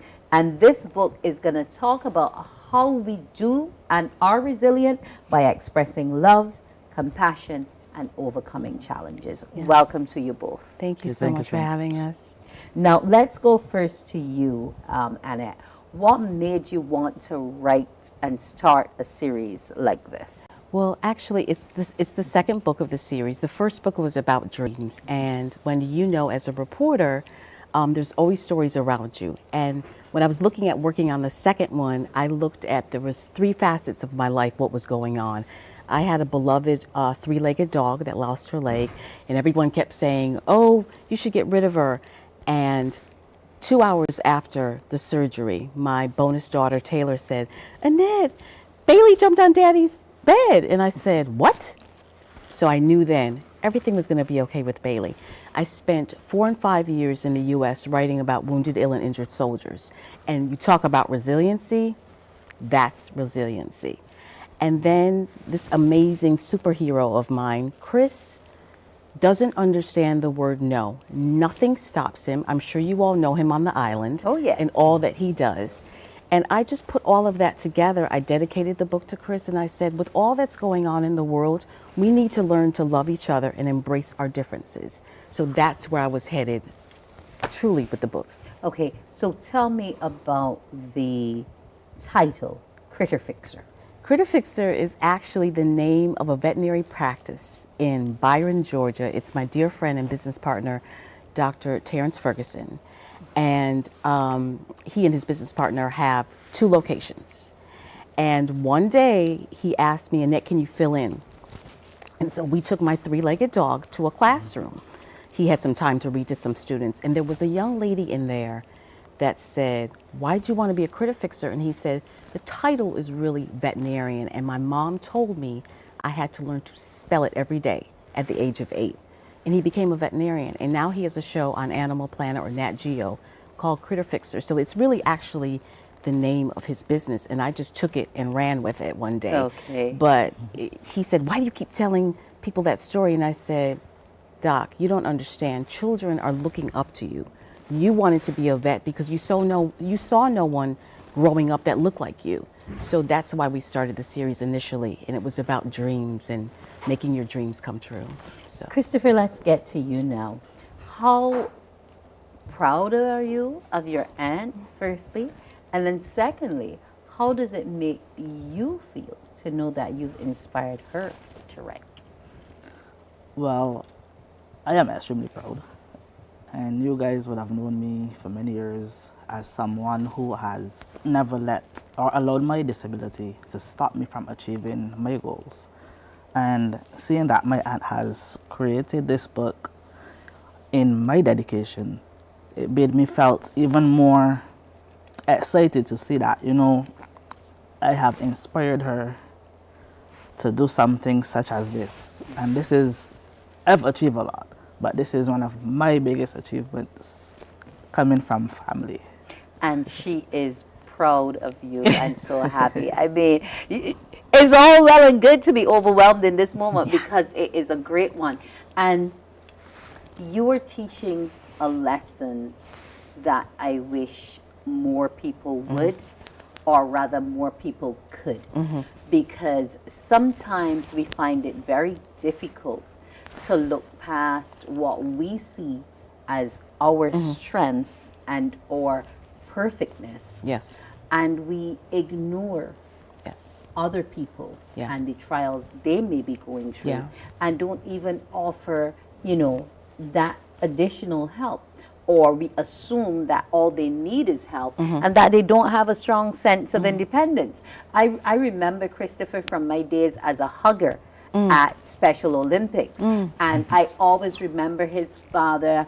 And I mean, I was like, if all fathers could be this dedicated to all children, we would have, you know, a much, much better place and space because these are things that you don't just jump up with overnight. If nobody encourages you to find that inner strength, you really sometimes never go digging. So I'm glad that you've, you know, brought a book that can actually show us how to find that. Now, I want to actually show the book because I like the idea of the cover. Because when I look at the cover, I see me, I see mine, I see children who look like us. Yes, I can see children who look like us. And we're different but the same. I see the pet there because how do you feel about pets as that comfort for individuals? What do you call it now? Support animals. Yes. I find more and more people are moving in that direction. Yes, absolutely. And working with the Department of Defense, I saw a lot of that. I saw a lot of soldiers turning to their animals for comfort. We see it on the planes. You know, we went from the little dogs to the big dogs. It doesn't make a difference, but I think that we could learn a lot from animals. Now, this speaks to you having been involved and around stuff for 40 years. That's a long time.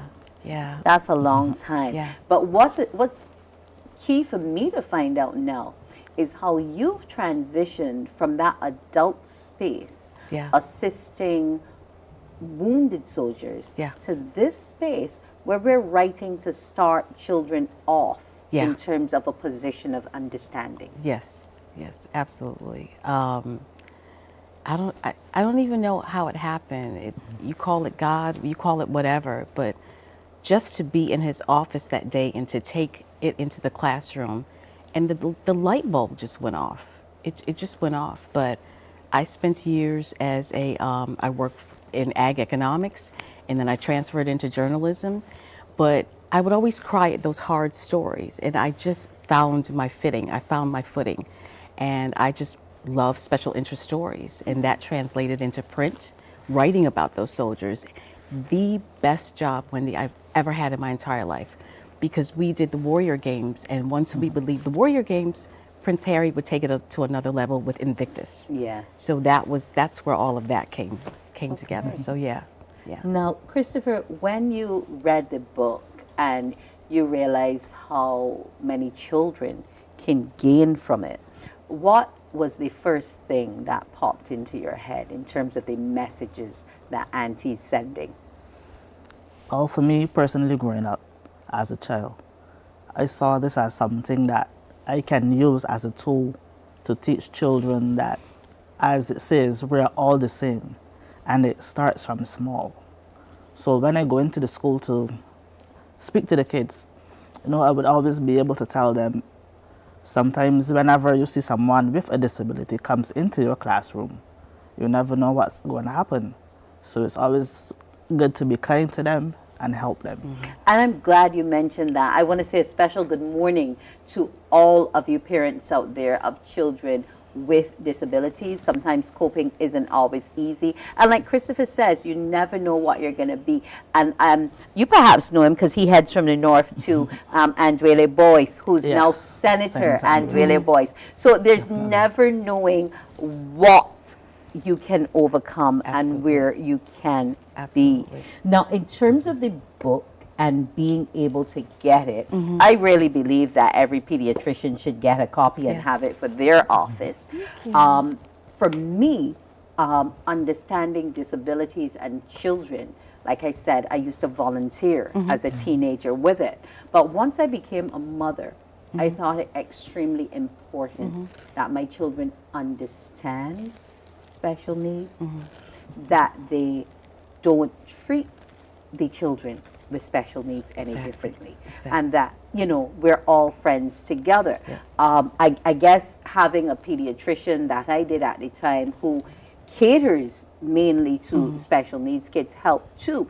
But one of the things that I think, and Christopher could probably help me out here, in terms of how children see other children, because we know children can be cruel, they can be, but sometimes it's through no fault of their own, because if you're not taught empathy or exposed to empathy, you won't have it.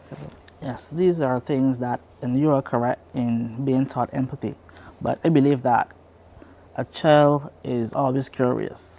So seeing someone with a disability, they're going to ask questions even though it may come over the incorrect way. But I like that they ask a lot of questions, because I'm able to tell them, well, I'm in a wheelchair because of this or that. But sometimes as adults, I think that we have to teach the children how to cope and how to understand at a different level. Because adults, you would find that they would stare while a child would ask a question. Okay, and staring is impolite. Yes, staring to me comes over as something it doesn't show that kind of a good sign. It gives you a more of a brush off. Okay, when people stare. Now, also Christopher, if I can get from you, do you think what Auntie's doing needs to be done more by other people, and even in terms of explaining various types of disabilities? Well, I think this is a great way of explaining, because awareness is important, and bringing messages through the book, it would help persons to understand, not only children but adults as well, because I find that a lot of adults do not understand disability because we are not educating them enough on disability. And you you spoke to going to the classroom. Yeah. Are you going to be continuing that? Absolutely. Absolutely. The children are at the core of what we do. And in the U.S., Wendy, we have a huge literacy problem. And you're talking to a little Bayesian girl that moved to the U.S., and my parents would make us stand up and read. So that's the other issue that I'm tackling. It's literacy. So yeah, children are at the core of what we do. We talk about it in Dream Out Loud.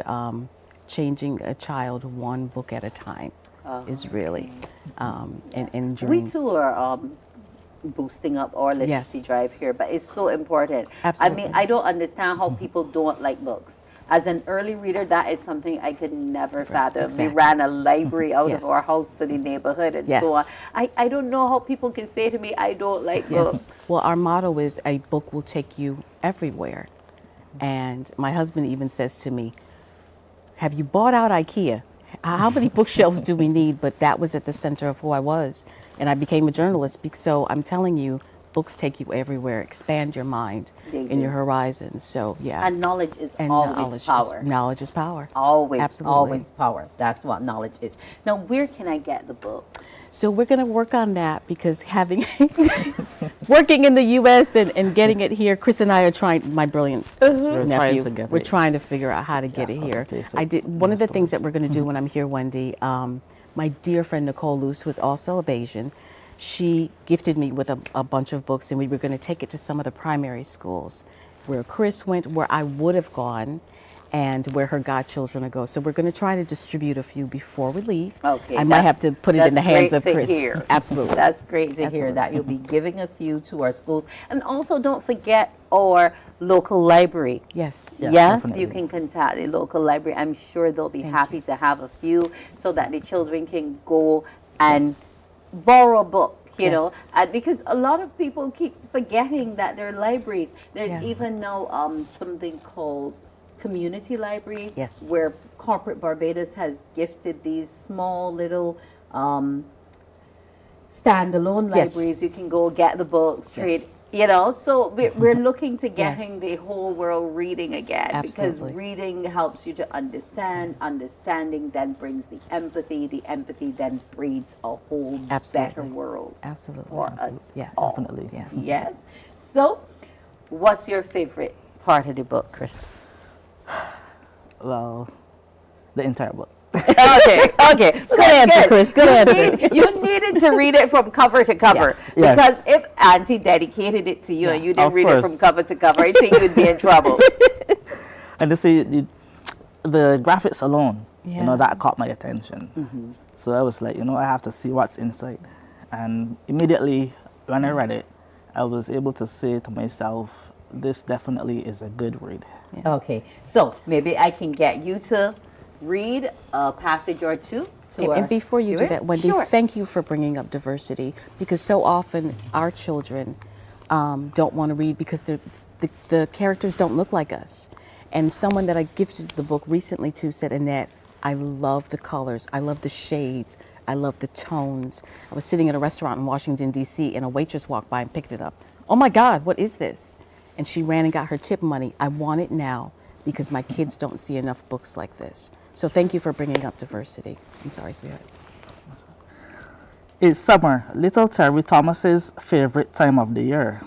Terry runs all around his yard and jumps on the trampoline. Terry loves to hit the ball at the park when his team plays baseball. And also, one day Terry hits the ball way out past the left fielder. It goes in the trees and in the Talbotton Tigers score. We won the game, yelled Terry and the other children on the team. I get to keep the ball, says Terry. It's my first home run. And here in the picture, Terry is all excited. Yes. You know, because he's fussy, you know, as the first time. Yep. Terry looks and looks, then sees the ball behind a tree. There's a black puppy with white spots. He and his friends Philippe duck behind the tree to pick up the puppy. Yes. Oh, I love it. This book is honestly, and I also want to encourage all the little children. When they get their hands on this book, they will never want to put it down again. That is awesome. Is he an amazing That's marketing awesome. agent? He's Yes. an amazing marketing. But that's what you should use it for. Because another thing people assume is that because you might need assistance in some form or fashion, that doesn't correlate with employment. But I know you have been, I've seen you at several business places. I know you've continued your studies, you know, and it's important that people understand you all are people first.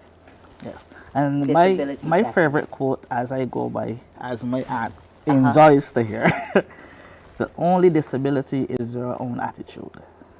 Awesome. And I've always believed in that. That's a great way for us to end this morning. And I think I'm going to adopt that mantra as well. I want to thank you two so much for coming this morning on the show to talk about this book. Yes, we have had Denise, Annette Gomes, Christopher Jilts, she's an author, Bajan. She wants to claim another country land as her own, and that's fine, but still always welcome on the rock, always. So congrats on that book. Continue to do the work you're doing, and I'm sure, Christopher, thank you for coming, and I'm sure you will serve as a great marketing agent for Auntie while she's back in the U.S. Yes, definitely. Morning Barbados will be back after the break. Morning, morning, morning. Good morning. Good morning to you.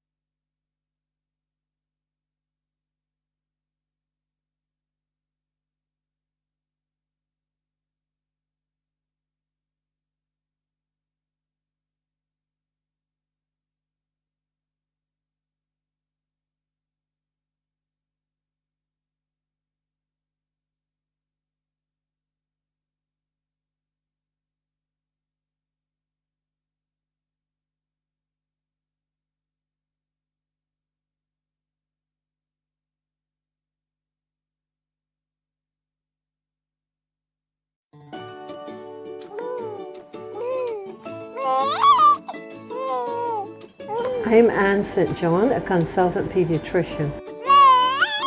When packing healthy lunch boxes, do include a fruit, which includes a banana, apple, orange, or grapes to supply fiber.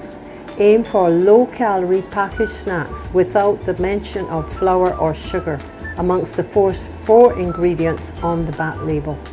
1 in 3 children in Barbados is affected by overweight or obesity. Let us join together as parents and care providers to reduce the further development of this chronic non-communicable disease within our communities.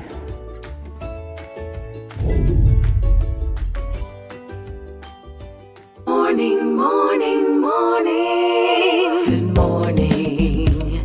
Good morning to you. And we're back. Now, we've had some exciting guests. We are so proud of these Barbadians when they go abroad and do so well. But remember, the foundation was laid here in Barbados. And right now, we're going to get to see how Cherise started her foundation back in 2019 at the Barbados Teen Talent Pageant. Richards.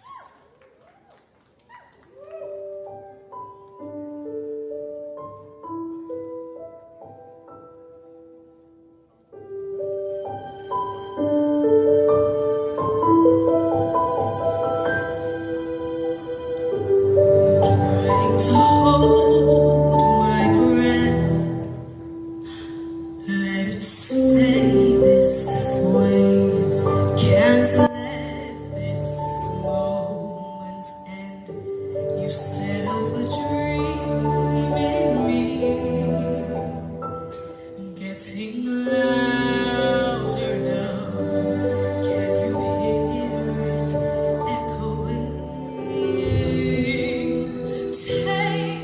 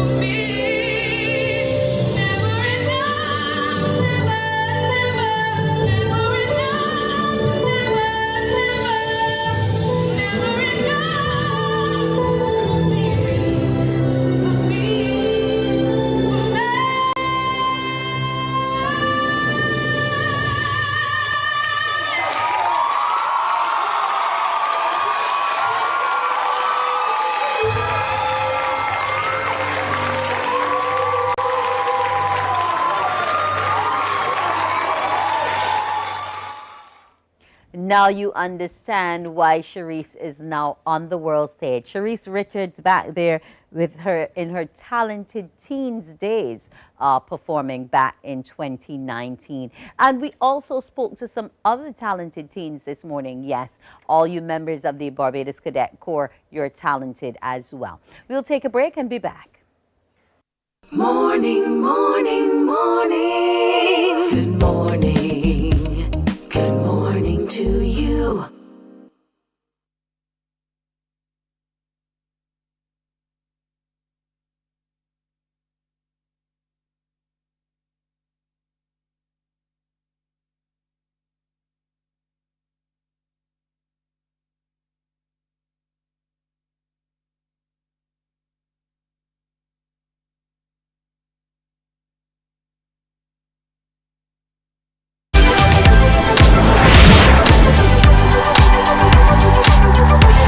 Kids Karaoke is a platform for young aspiring singers to shine and express their musical abilities.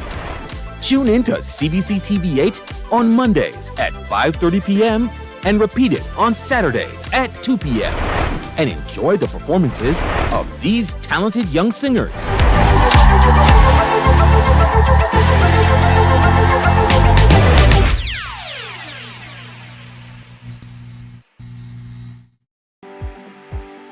For the past 19 years, QFM has been sharing with you, learning from you, and together building a community for all mature audiences. That's why we say Q is good for you. To our Q family, we say thank you. Morning, morning. Good morning. Good morning to you. And remember to go on out and celebrate with the Cadet Corps their 120 years. We also want you to enjoy 2024 in as much as you can. Here's hoping all of your wishes and dreams come true. But remember, they won't come true on their own. So work toward it. Work toward that which is positive, that which is good. The guys here were jokingly telling me they're wishing me some new equipment for the farm, and I accept that gladly. Yes, I would like to have my own tractor so I don't have to pay anyone to swipe my ground. So I'll accept that as it comes. Now tomorrow, what we will also be coming upon is her map. We'll be talking HR. It's a new year and things have changed and we're going forward. So we need to know what some of the employment practices are changing too. We will also be talking with the National Council on Substance Abuse, the NCSA. It's Drug Awareness Month, believe it or not, in January. So those are some of the things we're going to be talking about come tomorrow. And as for today, I want to wish you all a very pleasant morning and a super day on this January 2nd. I'm Wendy Burke. Wake up, wake up, wake up, wake up. Barbados, get up. Good morning.